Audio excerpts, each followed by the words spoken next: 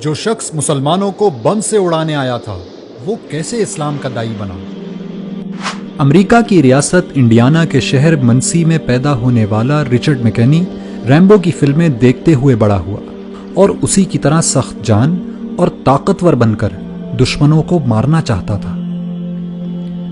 اس کے اسی عزم اور امریکہ سے والہانہ محبت نے اسے امریکن مرین کور تک پہنچا دیا۔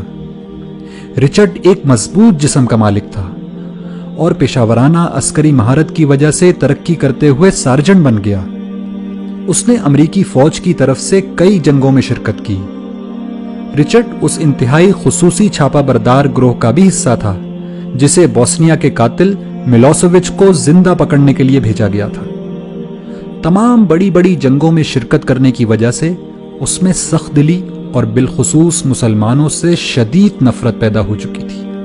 یہ نفرت اتنی بڑی کہ ایک دفعہ جوتے کی دکان میں اس نے 2 برقع پوش خواتین کو دیکھا تو ان کی گردنیں توڑنے کا ارادہ کر لیا تھا۔ اسی شدید نفرت کے سبب اس نے منسی میں مسلمانوں کی مسجد میں جمعے کے دن دھماکہ کرنے کا منصوبہ بنایا۔ اس کا منصوبہ تھا کہ وہ سینکڑوں مسلمانوں کو بم سے اڑا کر اپنی گاڑی میں بیٹھے ان کے چیتھڑے اڑتے دیکھے گا، لیکن قدرت کو کچھ اور ہی منظور تھا۔ مسجد کو بم سے اڑانے سے پہلے اس نے آخری دفعہ اسلام اور مسلمانوں کو جاننے کا فیصلہ کیا۔ رچرڈ مسجد میں داخل ہوا تو وہاں ایک نمازی نے اس کو خوش آمدید کہا اور پوچھا کہ کیا وہ اس کی کوئی مدد کر سکتا ہے۔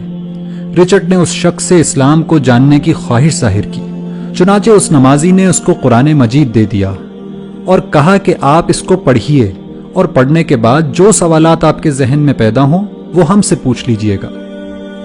چنانچہ رچرڈ قرآن پڑھتا گیا اور مسجد جا جا کر سوال کرتا رہا، یہاں تک کہ 2 مہینے بعد دنیا نے قرآن کا یہ معجزہ بھی دیکھا کہ وہی شخص جو کل مسجد کو بم سے اڑانے کی تیاری کر رہا تھا آج وہیں کلمہ شہادت پڑھ رہا ہے۔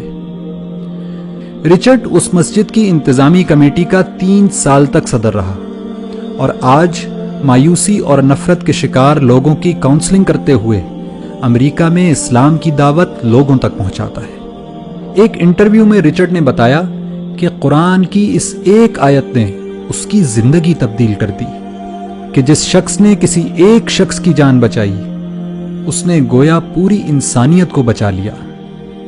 اگر قرآن کی فقط ایک آیت مسلمانوں کے کٹر دشمن کی زندگی تبدیل کر سکتی ہے تو پورا قرآن کیا کچھ انقلاب برپا کر سکتا ہے۔